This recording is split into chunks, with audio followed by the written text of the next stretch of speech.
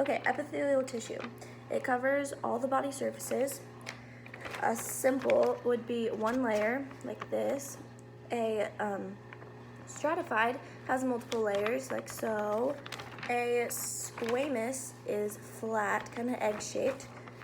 Cuboidal is in cube-shaped or square. A columnar is rectangular, like this, long and tall.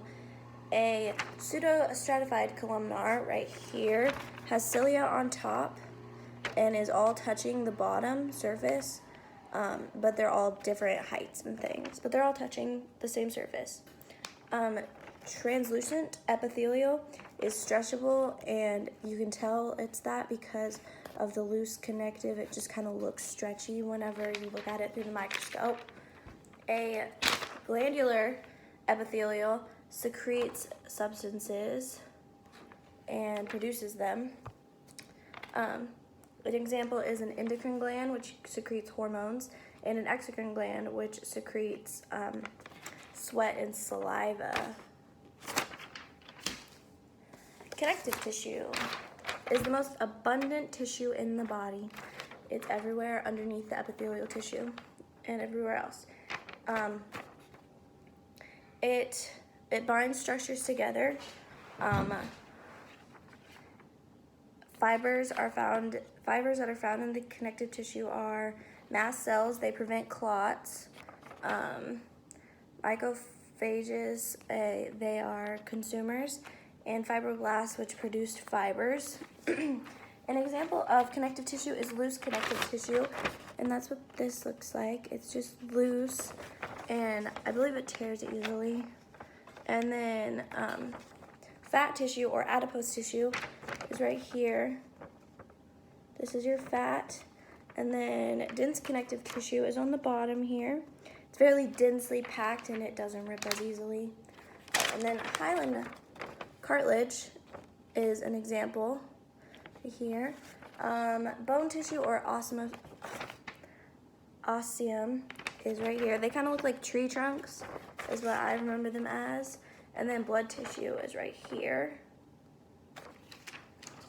Okay. And then we have muscle tissue.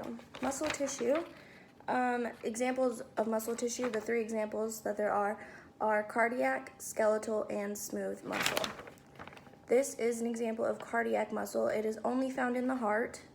It is involuntary, and it's uninuclear, which means it only has one nucleus per strand. And then skeletal muscle is this one. It's on the skeleton. It's voluntary, which means you can move it on your own. You decide when you want it to move. It's multicellular. That's what it looks like. And then smooth muscle is in hollow organs, like tubes and things, and your small intestine and stomach. And this is involuntary, and it pumps in a rhythm. And it's unicellular as well. And then we have nervous tissue, last one. It is made of neurons and glial cells.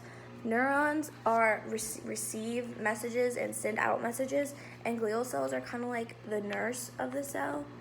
It like fixes and helps out the neurons. It's found in the spinal cord, the brain, and the nerves in the body, like throughout the body. And this is what it looks like. This is the cell body. The dendrites are right here, and the axon that carries the messages. And that's all.